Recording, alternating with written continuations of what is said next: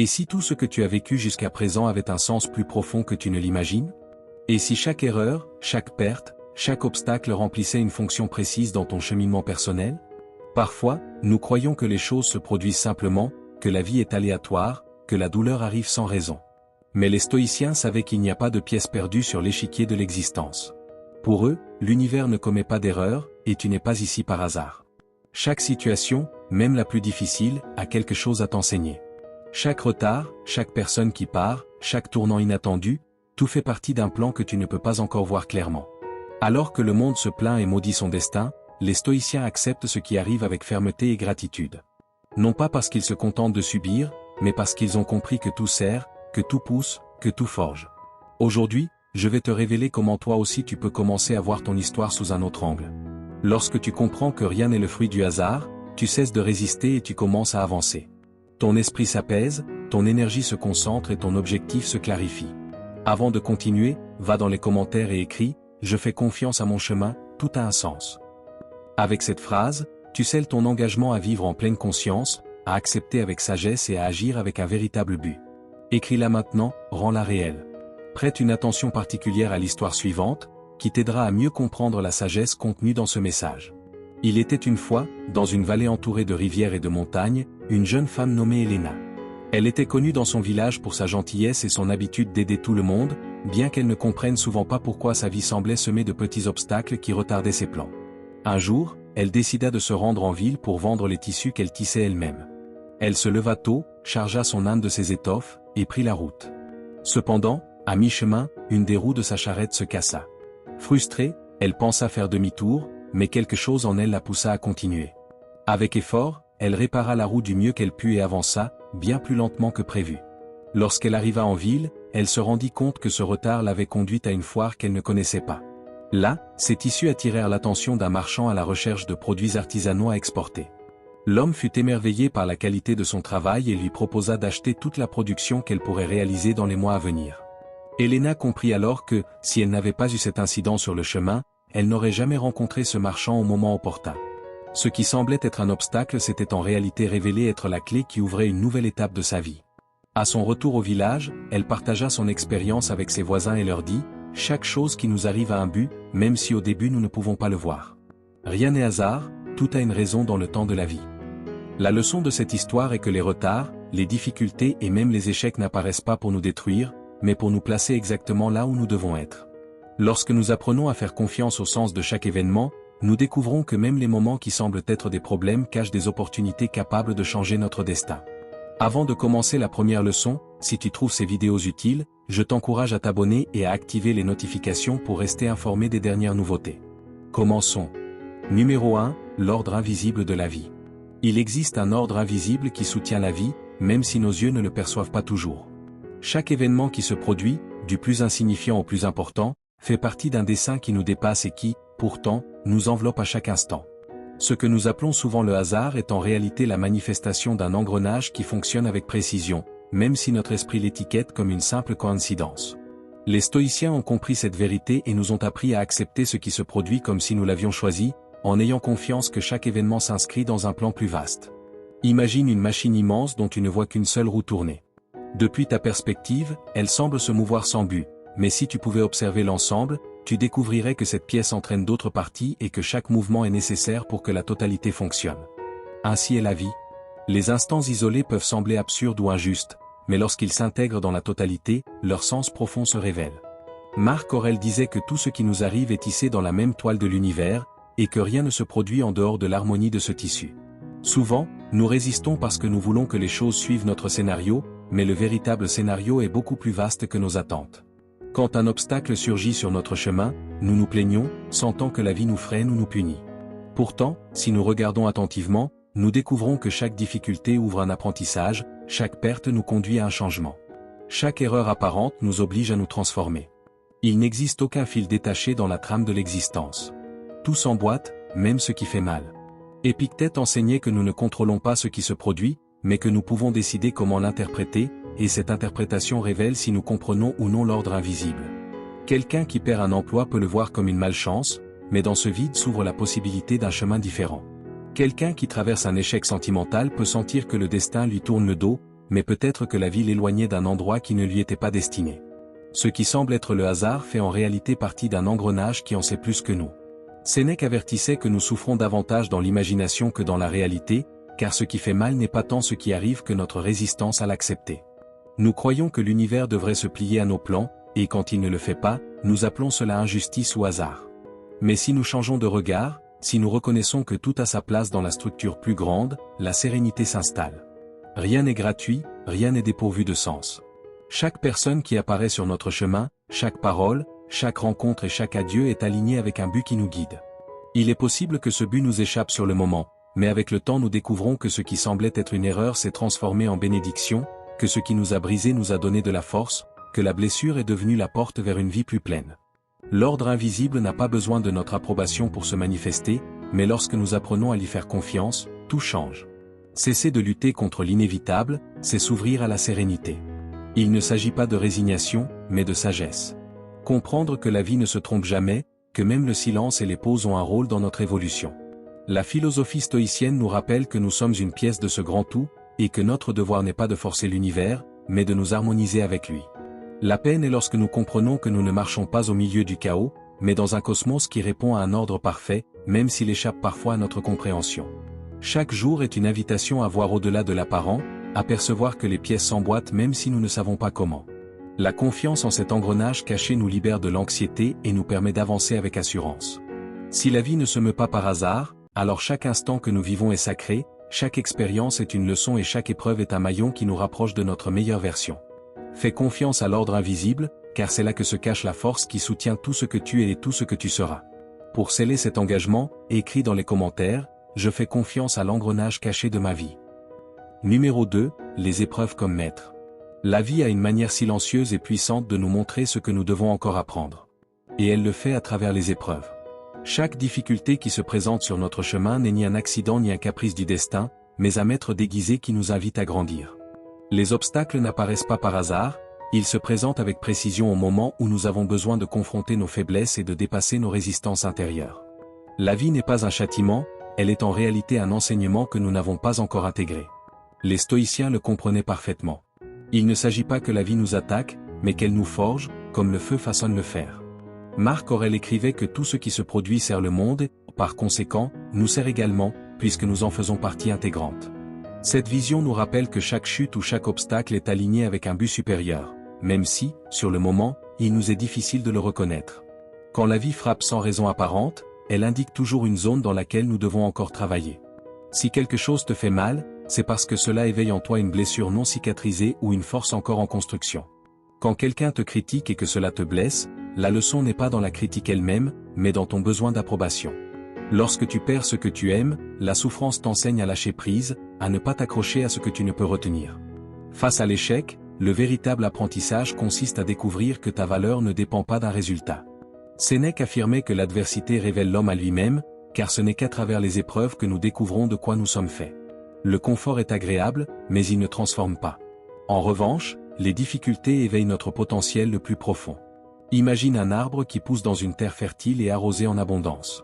Son développement est rapide, mais ses racines restent superficielles. À l'inverse, celui qui doit faire face à la sécheresse et au vent enfonce ses racines profondément pour survivre, et c'est précisément cette résistance qui lui donne sa solidité. Il en est de même pour nous. La vie nous endurcit, non pas pour nous briser, mais pour que nous apprenions à nous tenir avec force et équilibre. Chaque obstacle est un entraînement invisible pour ce qui viendra ensuite. Ce qui semble insupportable aujourd'hui deviendra demain la base de ta force.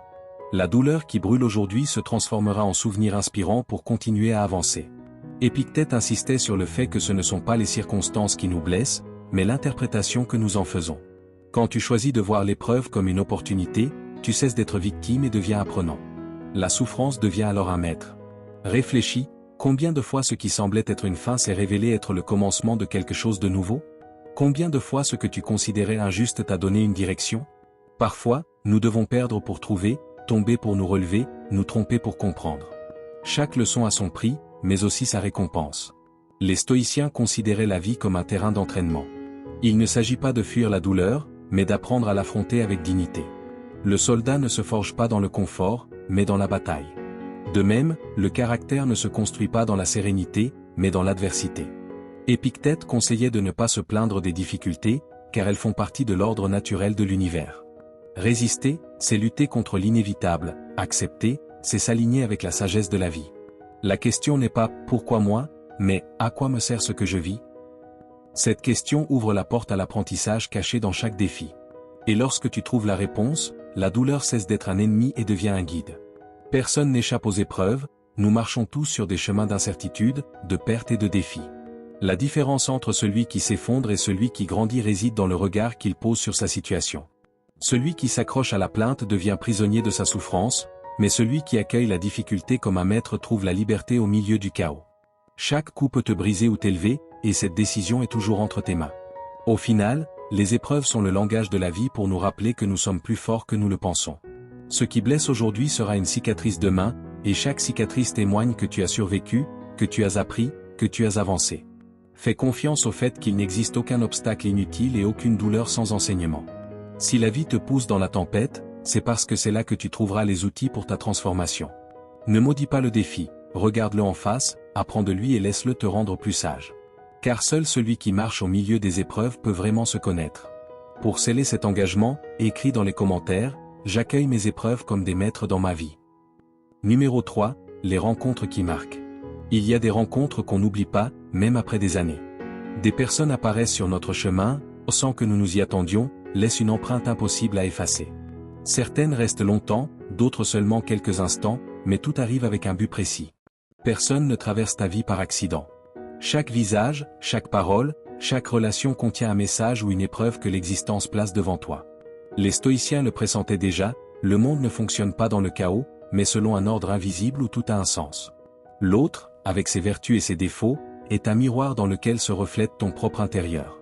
Lorsque quelqu'un éveille en toi la joie, la tendresse ou la confiance, ce qui s'active réellement, c'est une partie de toi qui reconnaît dans l'autre ce qu'elle portait déjà en elle. Et lorsque quelqu'un provoque colère, frustration ou douleur, cette réaction ne parle pas seulement de lui, mais des blessures que tu n'as pas encore guéries. Épictète rappelait que ce ne sont pas les choses en elles-mêmes qui nous perturbent, mais l'opinion que nous en avons. De même, ce ne sont pas les personnes qui déterminent ce que tu ressens, mais ce qu'elles réveillent en toi. Chaque rencontre, agréable ou inconfortable, est une opportunité de mieux te connaître. Si quelqu'un te blesse, il te montre où tu es encore vulnérable. Si quelqu'un t'inspire, il te rappelle ce que tu es capable d'atteindre. Si quelqu'un te défie, il te pousse à renforcer ton caractère.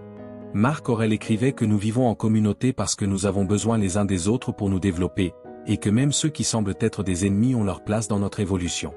Cette vision change tout. Il ne s'agit plus de classer les autres comme bons ou mauvais, mais de comprendre quelle partie de toi ils révèlent. Pense aux personnes qui ont marqué ton histoire. Certaines sont arrivées pour te donner amour et soutien dans les moments de faiblesse. D'autres, au contraire, t'ont confronté à ton ombre, te faisant grandir malgré toi.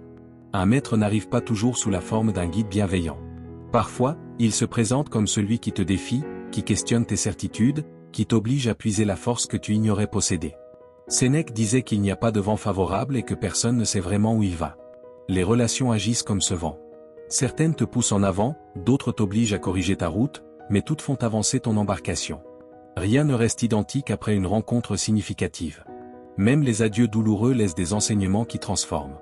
La perte de quelqu'un que tu aimes t'enseigne à apprécier davantage l'éphémère.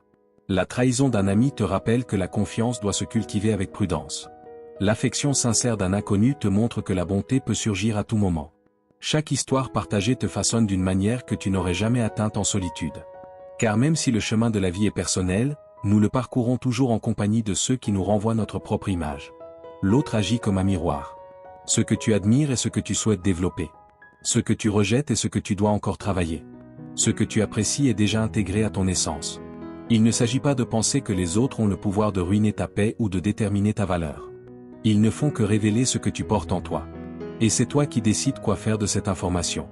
La philosophie stoïcienne nous invite à ne pas réagir avec haine ni avec admiration excessive, mais à observer avec équanimité. Chaque lien est un terrain d'entraînement où pratiquer la patience, l'empathie et l'autodiscipline. La personne difficile te forme à la tolérance.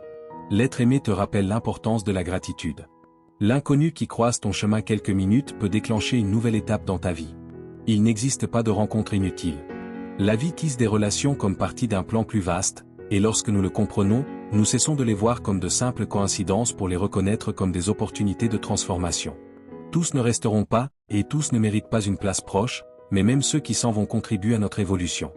L'essentiel est d'apprendre de chacun, de remercier pour le message qu'il apporte et de laisser cette empreinte te rapprocher de ta meilleure version. Car les rencontres qui marquent ne sont pas des hasards. Elles sont la façon dont la vie nous rappelle que le chemin de notre âme ne peut se parcourir seul. Pour sceller cet engagement, écris dans les commentaires, je remercie chaque rencontre qui me transforme. Numéro 4, le temps parfait.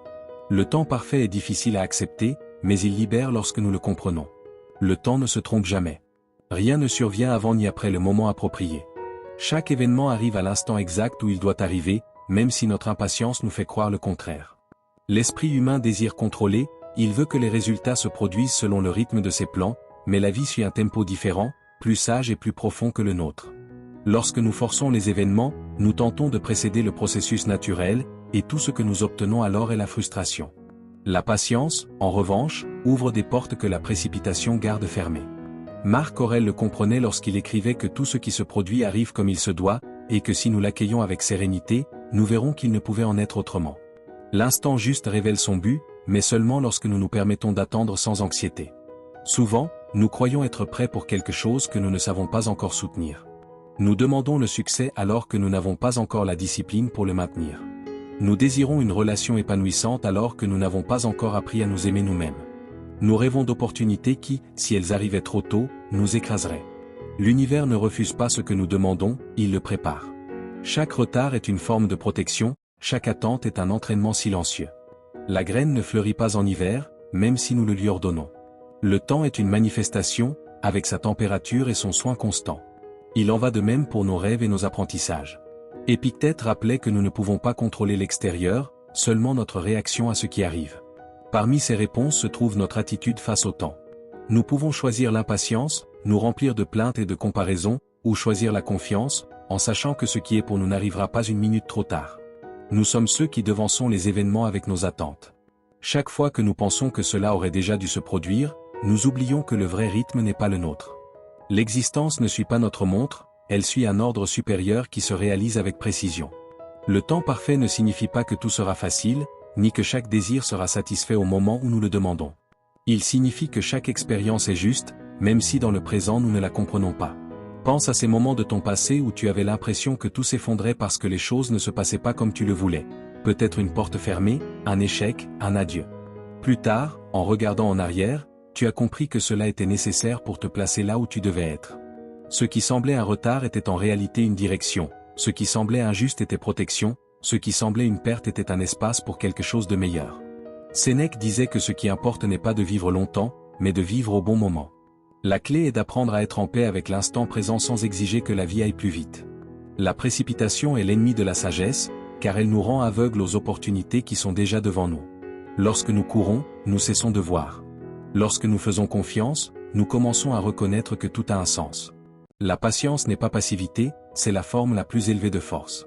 Attendre ne signifie pas rester immobile, mais continuer à avancer sans anxiété, en ayant confiance que chaque pas est placé dans le juste ordre. Marc Aurèle insistait sur le fait que ce qui vient vers nous vient aussi vers l'univers, et si nous apprenons à accepter cette danse, nous cessons de lutter contre l'inévitable. Le temps parfait ne coïncide pas toujours avec notre désir, mais il coïncide toujours avec notre besoin. Et lorsque nous l'accueillons avec gratitude, nous découvrons que rien n'a manqué et que rien n'a été de trop, que tout est arrivé à l'instant exact. Le rythme de la vie est plus sage que le nôtre, et avoir confiance en ce rythme nous apporte la paix. La prochaine fois que tu auras l'impression que quelque chose tarde trop, rappelle-toi que l'horloge de l'existence ne prend jamais de retard. Ne perds pas ton calme en voulant précipiter ce qui est encore en train de se préparer. Ton moment viendra, et quand il viendra, tu comprendras qu'il n'aurait pas pu en être autrement. Pour sceller cet engagement, écris dans les commentaires, je fais confiance au temps parfait de ma vie. Numéro 5, l'échec n'est pas une perte. L'échec est un mot que nous chargeons souvent de peur, comme s'il était synonyme de défaite définitive.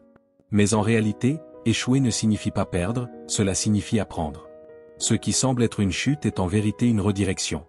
La vie nous pousse, à travers les erreurs, vers le chemin que nous devons réellement emprunter. Chaque erreur, chaque tentative ratée, chaque projet qui n'a pas abouti comme prévu a pour fonction de nettoyer ce qui n'était pas destiné à rester. Les stoïciens le savaient, le destin ne se trompe pas. Si quelque chose ne se produit pas comme nous l'avions prévu, c'est parce qu'il devait nous enseigner une autre leçon. Marc Aurèle disait que les obstacles font partie du chemin et que même ce qui semble être un détour se transforme en la route correcte. Cette perspective change tout, car alors l'échec cesse d'être un ennemi et devient un maître. Chaque erreur nous rapproche du bon chemin, nous permettant de le connaître au moment opportun. Réfléchis, combien de fois ce que tu as appelé un échec a été, avec le temps, la porte qui t'a conduit à quelque chose de meilleur? Un travail qui n'a pas réussi a peut-être ouvert l'opportunité d'entreprendre. Une relation qui s'est terminée douloureusement a peut-être créé l'espace nécessaire pour trouver une connexion plus authentique. Ce qui se brise enseigne, car la douleur laisse des marques, mais ces marques sont des cartes pour avancer avec plus de sagesse. Sénèque écrivait que nous souffrons davantage par l'imagination que dans la réalité, et l'échec en est un exemple clair. Nous en faisons un monstre qui nous paralyse, alors qu'en réalité il n'est qu'une étape nécessaire à la construction de notre caractère. L'échec nettoie ce qui n'aurait pas dû demeurer, illusions vides, objectifs qui n'étaient pas les nôtres, chemins qui n'étaient pas alignés avec notre vérité. Quand quelque chose tombe, cela nous oblige à nous repenser, à regarder de nouveau. La perte apparente est en réalité une libération. Épictète enseignait que ce ne sont pas les circonstances qui nous définissent, mais la façon dont nous y répondons. Échouer ne te rend pas moins précieux, ce qui te définit, c'est la décision que tu prends ensuite. Tu peux te rendre et t'enfoncer dans la plainte, ou te relever avec la clarté de quelqu'un qui sait que chaque tentative ratée est un entraînement. La résilience se forge précisément dans ces moments où rien ne se passe comme prévu. Il n'y a pas de force sans chute. Il n'y a pas de sagesse sans trébuchement. L'échec agit comme un filtre qui élimine l'inutile et nous laisse seulement avec l'essentiel. Lorsque le faux se brise, l'authentique apparaît. Lorsque l'instable tombe, le solide surgit. La douleur de voir un plan s'effondrer est grande, mais elle est bien moindre que de continuer dans une direction erronée. L'échec nous épargne des années d'illusions, une vie qui ne nous appartenait pas. Marc Aurèle rappelait que ce qui se produit est toujours pour notre bien, même si au début cela semble le contraire. Cette confiance nous permet d'accepter que même les chutes font partie du plan supérieur. Cela ne signifie pas que nous devons chercher à échouer, mais que lorsque cela arrive, nous le vivons avec sérénité, conscients que l'apprentissage se cache derrière le choc. Chaque tentative ratée est un signal, pas par ici, ajuste, change, avance autrement. C'est le langage de la vie pour nous diriger vers ce qui nous appartient réellement. L'histoire de toute personne que nous admirons est pleine d'erreurs, de rejets et d'échecs. Ce qui les distingue de ceux qui restent bloqués, c'est qu'ils ont compris que chaque chute n'était qu'une marche de plus dans leur ascension. L'échec ne détruit pas celui qui l'accepte comme maître, il détruit celui qui l'interprète comme une fin. Ce n'est pas l'erreur qui nous abaisse, c'est la reddition. Ce n'est pas la différence de trébuchement, mais la capacité à se relever après chacun d'eux. Et à chaque relève, nous devenons plus forts, plus conscients, plus authentiques. Si aujourd'hui tu sens que tu as échoué, souviens-toi que ce qui se brise enseigne. Ce n'est pas une perte, c'est un ajustement. Ce n'est pas une défaite, c'est une redirection. Et lorsque tu regarderas en arrière, tu remercieras chaque chute, car c'est elle qui t'a poussé vers ta véritable route. L'échec n'est pas la fin, c'est une version plus sage de toi-même. Pour sceller cet engagement, écris dans les commentaires, je transforme mes échecs en redirection de ma vie. Numéro 6, la synchronicité comme guide. Il y a des moments où la vie semble nous chuchoter des messages cachés à travers de petits signes. Un mot qui se répète, un nombre qui apparaît sans cesse, une rencontre inattendue qui survient exactement au moment où nous en avions le plus besoin. Beaucoup appellent cela des influences, mais ce sont en réalité des synchronicités, des réponses de l'univers à ce que nous portons en nous. La synchronicité agit comme un guide silencieux, nous montrant que rien n'est le fruit du hasard et que chaque détail a un but. Les stoïciens pressentaient déjà que tout ce qui se produit fait partie d'un tissu plus vaste, un réseau de causes et d'effets que notre esprit ne peut pas entièrement saisir, mais qui se révèle à ceux qui savent observer. Porteur attention ouvre l'esprit à ce réseau invisible et nous permet de marcher avec plus de clarté. Lorsque nous ignorons les signes, nous vivons pris dans la précipitation, pensant que tout est aléatoire et que nos décisions n'ont aucun écho dans le monde. Mais lorsque nous apprenons à nous arrêter et à écouter, nous découvrons que l'univers répond constamment à notre intériorité. Épictète rappelait que l'extérieur n'a pas de pouvoir par lui-même, mais que c'est notre perception qui lui en attribue. De la même manière, la synchronicité ne fonctionne pas comme une magie capricieuse, mais comme le reflet de ce que nous cultivons déjà en nous. Si ton esprit est focalisé sur un objectif, la vie te montrera des chemins et des personnes qui le confirment. Si ton cœur cherche à guérir, tu attireras des rencontres et des expériences qui t'aideront dans ce processus. Rien de ce qui se répète n'est accidentel, et chaque répétition est une invitation à regarder plus profondément. Marc Aurèle disait que l'univers est changement et que la vie est opinion, nous rappelant que tout coule selon un ordre supérieur et que notre tâche est de le reconnaître sans résistance. Combien de fois as-tu pensé qu'un événement était le fruit du hasard, pour découvrir plus tard qu'il avait été la clé qui ouvrait une nouvelle étape de ta vie? Un appel au bon moment, une conversation apparemment banale qui t'a inspiré à prendre une décision, un obstacle qui semblait bloquer ton chemin mais qui, en réalité, te redirigeait vers où tu devais être. La synchronicité est ce rappel que nous ne marchons pas seuls, que l'extérieur dialogue constamment avec notre intérieur. Sénèque affirmait qu'il n'y a pas de vent favorable pour celui qui ne sait pas où il va, et les synchronicités fonctionnent comme des vents qui poussent le bateau dans la bonne direction, à condition que nous soyons attentifs à la barre. Si nous les ignorons, nous pensons qu'il s'agit de simples coïncidences et continuons en pilote automatique. Mais si nous les reconnaissons, nous comprenons que chaque signe est une confirmation ou un avertissement. L'attention est essentielle. Celui qui est distrait ne voit pas les indices que la vie place sur son chemin. Celui qui cultive le calme et la présence commence à percevoir la cohérence entre ce qu'il pense, ce qu'il ressent et ce qui se passe à l'extérieur. L'univers répond à notre intériorité parce que nous en faisons partie.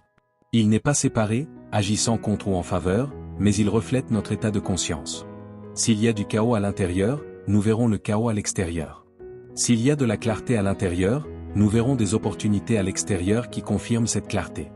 L'écho de notre monde intérieur se projette dans les synchronicités externes. C'est un miroir qui confirme ce que nous vibrons déjà. Ce qui semble être du hasard est en réalité un dialogue constant. C'est pourquoi, chaque fois que quelque chose se répète dans ta vie, demande-toi ce que cela cherche à te montrer. Il ne s'agit ni de superstition ni de chercher des signes partout, mais de cultiver une ouverture suffisante pour reconnaître lorsque la vie insiste sur quelque chose. Une idée qui revient sans cesse à ton esprit, un livre qui apparaît dans différents contextes, une personne qui croise ton chemin à des moments clés. Rien de tout cela n'est aléatoire. Ce sont des rappels qu'il existe un ordre supérieur, que tu es guidé vers un but plus profond. Apprendre à faire confiance à la synchronicité ne signifie pas cesser d'agir ni attendre que tout se produise sans effort. Cela signifie marcher attentif, aligné avec notre intérieur, sachant que chaque pas a un écho dans la totalité. Les signes ne remplacent pas notre discipline, mais ils confirment que nous allons dans la bonne direction. La synchronicité est un guide silencieux qui ne se révèle qu'à ceux qui sont prêts à regarder au-delà de l'évidence. Et lorsque tu la reconnais, tu ne vois plus le monde comme un amas de hasard, mais comme un tissu parfait où chaque fil a un sens. Pour sceller cet engagement, écris dans les commentaires « Je fais confiance aux synchronicités » et partage-le. Numéro 7, la douleur a une voix. La douleur a une voix, même si bien souvent nous préférons la faire taire. Elle nous met mal à l'aise, nous effraie et nous confronte à ce que nous refusons de regarder. Pourtant, la souffrance n'apparaît pas pour nous punir, mais pour nous indiquer ce que nous devons guérir. Chaque blessure est un message, un rappel qu'il existe des aspects de notre vie ou de notre intérieur qui nécessitent notre attention. Reporter l'inévitable ne fait que retarder notre dessein. La vie n'insiste jamais en vain. Ce que nous ne résolvons pas revient sous différentes formes jusqu'à ce que nous décidions enfin de l'affronter. Les stoïciens comprenaient que l'adversité est un maître et que l'on ne doit pas chercher à l'y échapper, mais l'utiliser comme guide. Marc Aurèle disait que ce qui se dresse sur notre chemin devient lui-même le chemin. Ainsi en est-il de la douleur. Lorsque nous cessons de la voir comme un ennemi et que nous l'acceptons comme partie intégrante de notre croissance, nous découvrons qu'elle recèle force et clarté. L'écouter transforme la blessure en pouvoir. Chaque larme contient un sens caché, une graine de sagesse qui germe si nous osons la regarder sans fuite. Repense à ces moments où tu as vraiment souffert, une perte, une trahison, un échec qui semblait insupportable. Sur le moment, tout semblait obscur, mais la douleur a ouvert en toi une fissure par laquelle est entrée une nouvelle lumière, et grâce à elle, tu t'es transformé en quelqu'un de plus conscient, plus fort, plus authentique. Ignorer ce que l'on ressent ne fait qu'enterrer temporairement la blessure, mais tôt ou tard, elle refait surface, plus profonde et plus insistante. Épictète enseignait que ce ne sont pas les événements qui nous font mal, mais l'opinion que nous en avons. De même, la souffrance, lorsqu'elle est niée, devient un poids, mais si nous l'accueillons avec honnêteté, elle se transforme en carte menant à notre propre guérison. La douleur est comme une alarme qui nous indique où porter notre attention. Si quelqu'un nous blesse par ses mots et que cela nous détruit, le message n'est pas dans l'insulte mais dans notre manque d'estime de nous-mêmes. Si une perte nous déchire, la leçon est d'apprendre à lâcher prise et à faire confiance au flux de la vie. Si quelque chose nous consume, l'apprentissage consiste à découvrir que notre valeur ne dépend pas du résultat. Chaque situation douloureuse révèle une vérité en suspens, et si nous l'écoutons, la blessure se transforme en force. Sénèque disait que l'adversité éveille des talents qui, dans le confort, restent endormis. La souffrance agit de la même manière, elle éveille en nous des ressources que nous n'aurions jamais découvertes autrement. La patience, la résilience, la compassion, toutes ces vertus naissent au cœur de la difficulté. Personne n'apprend véritablement à comprendre l'autre sans avoir expérimenté sa propre part de douleur. Personne ne développe une force solide sans avoir affronté ses propres tempêtes. La douleur est donc un maître exigeant mais indispensable. La clé réside dans le fait de ne pas rester coincé dans la blessure, mais de permettre à celle-ci de nous guider vers une version plus élevée de nous-mêmes. Lorsque nous la regardons en face, nous comprenons que la douleur n'est pas un obstacle, mais un pont. La souffrance nous invite à nous arrêter, à réévaluer notre vie, à lâcher ce qui ne nous sert plus et à prendre des décisions plus alignées avec notre essence. Chaque larme que nous versons nettoie une partie de ce qui nous encombre et ouvre la place à quelque chose de nouveau. La douleur ne dure pas éternellement, mais son enseignement, lui, perdure. Marc Aurèle rappelait que tout est passager, y compris la peine la plus profonde.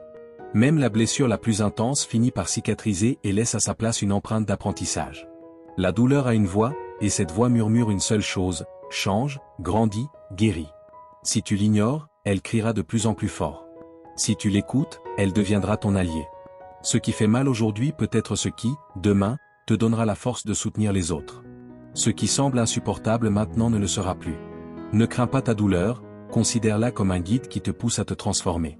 Pour sceller cet engagement, écris dans les commentaires: j'écoute la voix de ma douleur pour la transformer en force. Numéro 8, l'imprévu comme maître. L'imprévu a cette étrange capacité d'entrer dans nos vies exactement quand nous pensons tout contrôler. Il surgit sans prévenir, nous déstabilise, brise nos plans, et notre première réaction est souvent le rejet ou la peur. En réalité, l'imprévu est l'un des maîtres les plus puissants que la vie puisse nous offrir. Les surprises ne surviennent pas par hasard, elles font partie d'un ordre qui cherche à nous éveiller.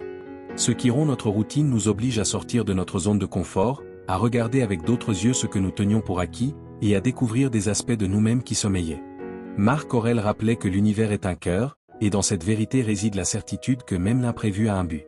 L'incertitude révèle qui nous sommes vraiment, car c'est dans ces moments que le masque de la sécurité tombe et que notre essence apparaît.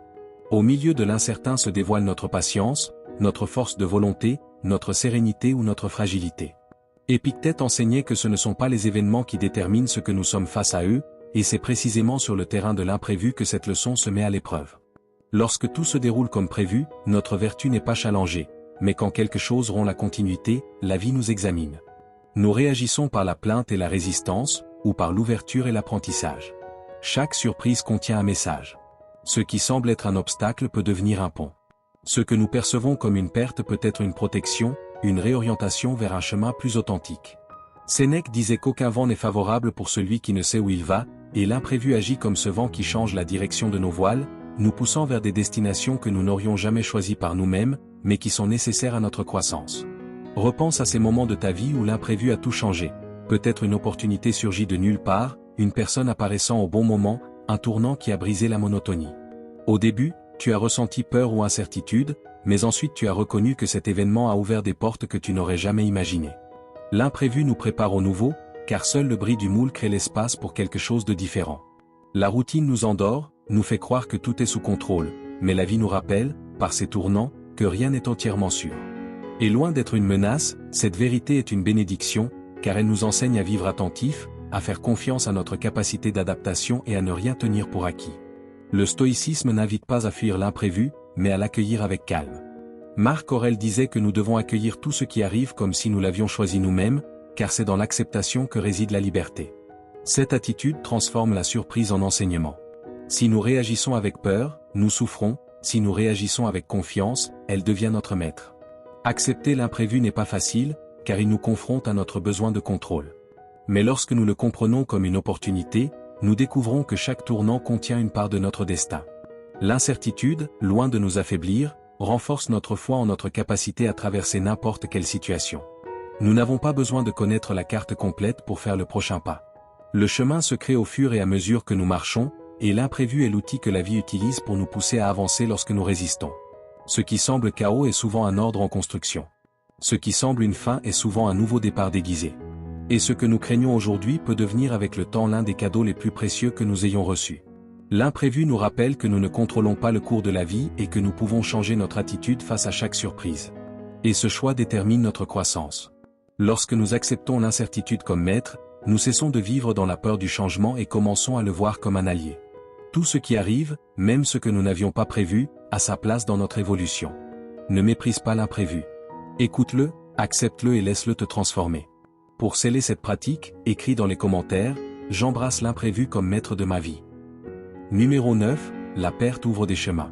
La perte est l'une des expériences les plus redoutées par l'être humain. Nous nous accrochons à ce que nous aimons, à ce que nous connaissons, à ce qui nous apporte sécurité. Et lorsque la vie nous l'arrache des mains, nous avons l'impression qu'il nous manque l'air. Pourtant, ce qui disparaît ne le fait jamais sans raison. Tout ce qui s'éloigne de notre chemin remplit sa fonction et ouvre la porte à une nouvelle étape. La perte n'est pas un châtiment, rien ne nous appartient vraiment et l'existence avance constamment, que cela nous plaise ou non.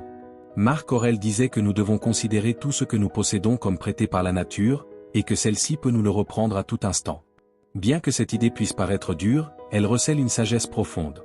En acceptant que rien n'est éternel, nous apprenons à apprécier plus intensément ce qui est là et à lâcher avec sérénité ce qui part.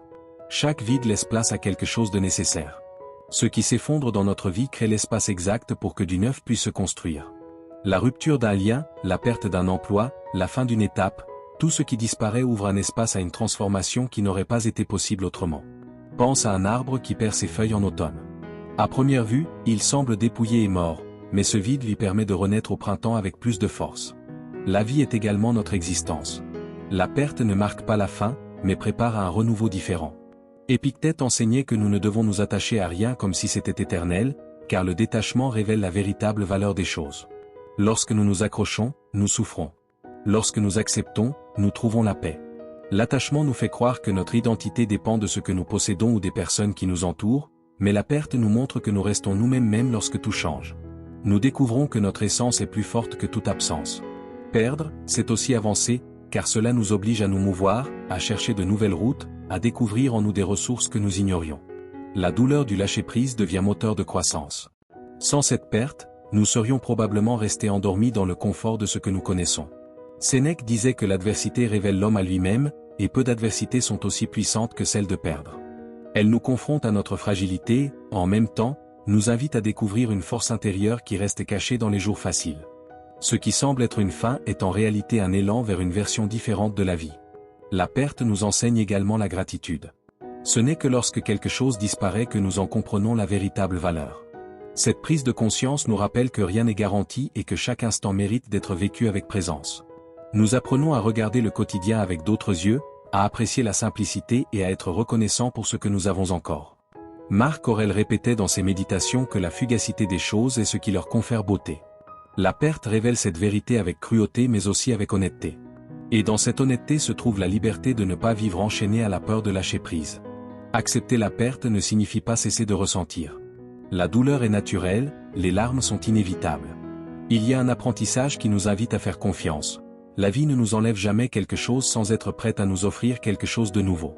Tout ce qui part le fait parce qu'il a accompli sa fonction. Et dans ce vide naît la possibilité d'avancer avec plus de sagesse, plus de clarté et plus d'authenticité. Le détachement n'est pas de l'indifférence, c'est la compréhension que rien d'extérieur ne définit notre valeur et que nous nous alignons avec le mouvement naturel de l'existence. Ce qui se brise nous oblige à reconstruire, ce qui disparaît nous pousse à grandir, ce qui se perd nous prépare à ce qui doit arriver. Perdre, en profondeur, c'est aussi gagner une nouvelle vision. La vie ne s'arrête jamais, et la perte n'est qu'une de ces manières de nous pousser vers l'avant. Pour intégrer cette leçon à ta pratique, écris dans les commentaires, j'accepte mes pertes comme des portes vers de nouveaux chemins. Numéro 10, objectif personnel. L'objectif personnel est cette force silencieuse qui bat au plus profond de chaque être humain. Ce n'est pas quelque chose qui s'impose de l'extérieur, ni un objectif que l'on copie sur les autres, mais une mission unique qui répond à ce que nous sommes en essence. Chaque vie possède un sens particulier, une raison qui la soutient, un appel qui la distingue des autres. L'histoire que tu portes en toi n'est la copie de personne. Tes expériences, tes apprentissages et tes victoires t'appartiennent. Chaque expérience a tissé le fil d'un destin que toi seul peux déployer. Les stoïciens comprenaient que la grandeur de l'homme ne réside pas dans l'accumulation de richesses ni dans la recherche de gloire extérieure, mais dans la fidélité à la tâche qui lui revient au sein de l'ordre de l'univers. Marc Aurèle écrivait que chaque partie existe pour remplir une fonction au sein du tout et qu'il faut accomplir cette fonction avec vertu. Découvrir son objectif personnel, c'est comprendre que l'on n'est pas venu au monde par hasard, mais avec une mission qui dépasse nos désirs immédiats. Tes dons pointent vers ton objectif. Les talents que tu possèdes, les inclinations qui te motivent, les passions qui t'animent sont des signaux qui tracent la direction de ton chemin. Ils ne sont pas le fruit du hasard, mais des boussoles intérieures indiquant où tu peux apporter ta meilleure contribution. Peut-être que ton don est d'enseigner, de guérir, de diriger, d'écouter ou de transformer par ton exemple. L'important est de comprendre que ces dons ne sont pas seulement pour toi, mais pour les mettre au service de quelque chose de plus grand. Sénèque disait que personne ne vit heureux s'il ne vit pas selon sa nature. Cela signifie que, peu importe combien tu essaies d'imiter le chemin d'un autre, si ce chemin ne correspond pas à ton essence, tu ressentiras toujours un vide. Ce n'est qu'en embrassant ce que tu es réellement que tu trouves la paix et la plénitude. L'objectif ne se révèle pas toujours d'un seul coup. Parfois, il se construit au fur et à mesure que l'on avance. Chaque erreur, chaque chute, chaque réussite et chaque rencontre font partie du processus qui te conduit à reconnaître ta mission. Épictète enseignait que nous devons accepter la place que la vie nous a donnée et la remplir avec dignité, car c'est là que réside la véritable liberté. Ce que tu fais avec sens transcende. Peu importe si ton travail est grand ou petit aux yeux du monde, ce qui importe, c'est l'intention avec laquelle tu le réalises. Lorsqu'il naît de ton objectif, il a un impact qui se multiplie au-delà de ce que tu peux imaginer. Quand tu vis depuis ton objectif, ta vie cesse d'être une chaîne de tâches sans direction et devient une œuvre cohérente où chaque action a du sens. Pense aux fois où tu as agi sans connexion avec ce que tu aimes. Tu as sans doute senti que le temps se perdait et que tes efforts n'avaient pas de poids réel. En revanche, lorsque ce que tu fais est en accord avec ton objectif, même la fatigue se transforme en satisfaction, car tu sais que ton énergie est utilisée pour ce qui compte vraiment. L'objectif personnel n'est pas toujours confortable ni facile. Il exige parfois renoncement, sacrifice et décisions courageuses. Mais c'est précisément dans ces épreuves que se renforce la certitude que tu suis le bon chemin. La vie avec un objectif est une vie avec direction. Et celui qui a une direction ne s'effondre pas facilement face à l'adversité, car il sait que chaque obstacle fait partie de l'entraînement pour accomplir sa mission. Marc Aurèle conseillait de se demander chaque jour, « Pourquoi suis-je ici ?» Cette question simple et puissante ouvre la conscience et nous rappelle de ne pas vivre distrait, mais concentré sur l'essentiel. Ton histoire ne se mesure pas à ce que tu accumules, mais à la signification que tu mets dans ce que tu fais. Lorsque tu agis en cohérence avec ton objectif, tu transcendes le temps et laisses des traces qui inspirent même lorsque tu n'es plus là. Le découvrir et le vivre n'est pas un luxe. C'est la tâche fondamentale de chaque existence. Car dans cet objectif, tu trouves non seulement ton accomplissement, mais aussi ta contribution à l'ensemble. Ne sous-estime pas l'importance de ta mission. Même si elle semble petite, elle est irremplaçable. Le monde a justement besoin de ce que tu peux offrir depuis ton authenticité. Pour intégrer cette leçon à ta pratique, écris dans les commentaires, je vis mon objectif avec sens et transcendance. Numéro 11, le silence de l'attente. Le silence de l'attente est l'un des apprentissages les plus profonds que la vie peut nous offrir. Nous avons l'habitude de mesurer notre valeur en fonction du mouvement, des accomplissements visibles, de l'action constante. Nous croyons que si nous n'avançons pas, nous perdons notre temps. Mais la réalité est qu'il existe des moments de quiétude intentionnelle. Ces instants où rien ne semble se passer à l'extérieur sont ceux où, à l'intérieur, tout se réorganise. Les stoïciens savaient que le calme n'est pas l'absence de vie, mais une préparation. Marc Aurèle écrivait que chaque chose a son temps naturel et que se précipiter ne change pas le cours des événements. De la même manière, ne pas avancer nous enseigne également. L'attente est un espace de formation invisible où se consolident des vertus qui ne pourraient jamais se forger dans la précipitation. La patience, la résilience, la confiance et l'espérance demeurent dans le terrain fertile du silence. C'est là que nous apprenons à supporter l'incertitude sans désespérer, à nous tenir debout sans avoir besoin que le monde nous confirme à chaque instant que nous sommes sur le bon chemin. Le silence ordonne ce que nous ne voyons pas encore. Quand la vie semble nous arrêter, elle nous aligne en réalité. Comme un champ qui a besoin de repos après la récolte, il ne s'agit pas d'une inactivité inutile, mais d'un processus naturel de réorganisation. Dans le vide apparent se forge le sens. Épictète disait que nous ne devons pas demander que les choses se passent comme nous l'imaginons, mais accepter qu'elles se produisent comme elles doivent. Et dans cette acceptation se trouve la paix. Le silence de l'attente est l'espace où nous cessons d'imposer et commençons à faire confiance. Pense aux fois où l'impatience t'a poussé à des décisions hâtives. Tu as peut-être fini dans des lieux qui ne te correspondaient pas, entouré de personnes qui n'étaient pas alignées avec toi, liées à des situations qui t'éloignaient de ton objectif. La précipitation ferme des portes que le calme ouvre doucement. Le temps arrêté est en réalité une opportunité de voir avec plus de clarté. Lorsque rien ne bouge à l'extérieur, c'est le moment de regarder à l'intérieur. Là, dans la profondeur de l'introspection, nous découvrons nos véritables intentions, reconnaissons nos zones d'ombre et affinons nos désirs les plus purs. Le silence n'est pas un ennemi à combattre, mais un maître à écouter. Sénèque affirmait que celui qui a de la patience possède tout ce dont il a besoin, car il comprend que la vie donne ses fruits en son temps.